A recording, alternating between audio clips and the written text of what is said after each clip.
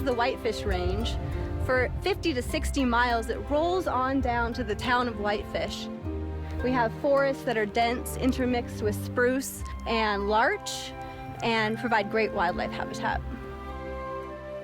The Whitefish Range Partnership is a group of local citizens with diverse interests who have come together to craft recommendations around how to manage the Whitefish Range.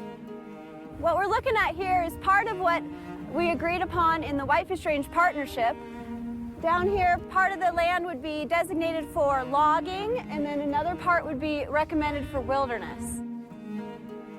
We've developed a set of recommendations that we've presented to the Forest Service for consideration about how to manage the Whitefish Range, whether it's going to be suitable for timber harvest, wilderness designation, whether it's going to be motorized, recreation. Values need to be protected. Some of the people who started out at the beginning of our process hardly are even on speaking terms with each other.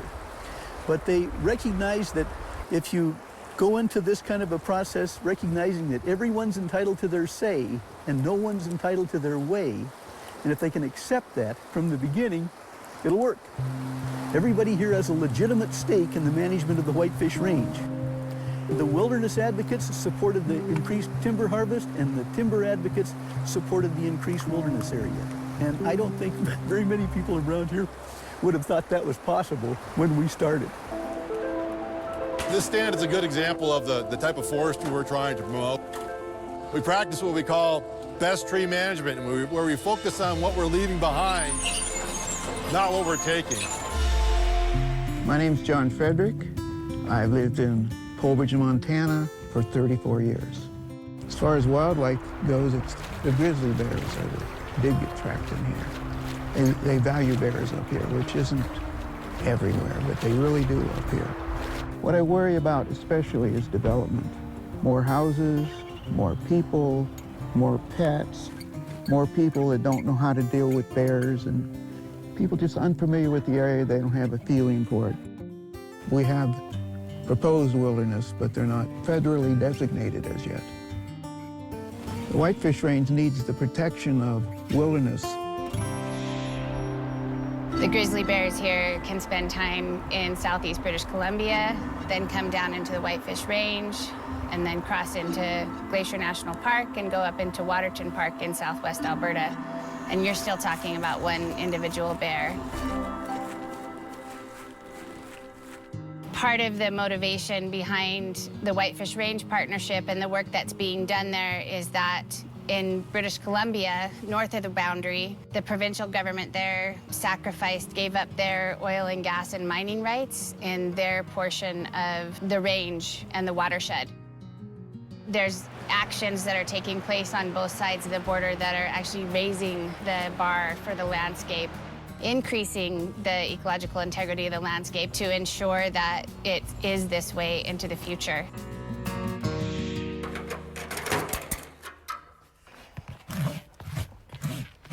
I think it gave me a real clear voice to speak in behalf of the last of the roadless area on the northern third of the Whitefish Range.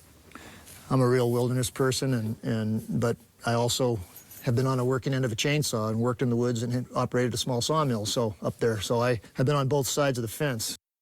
I expected from the motorized people some resistance, but you know, at the end of the collaborative when we all voted, they didn't totally oppose wilderness either. So everybody walked away from the table with more than what they came with, and I thought that was really positive. There is room for consensus. You know, there's room for a viable timber industry. We don't have to keep litigating everything. You know, we need to sit down at the table and we need to hash out and work out workable solutions, and it needs to be done on a local level. Forests are intended to be managed for multiple use benefits, and one of those benefits is providing fiber for the needs of society.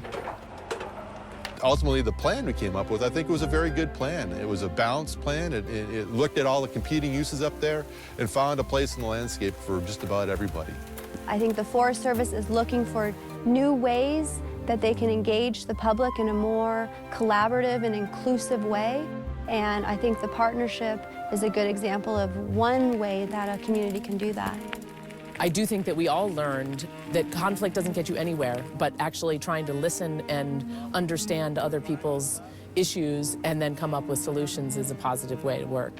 I hope that it's enduring. I hope it helps to mitigate the timber wars in this part of the world and maybe lead to more and better agreements in other national forest lands.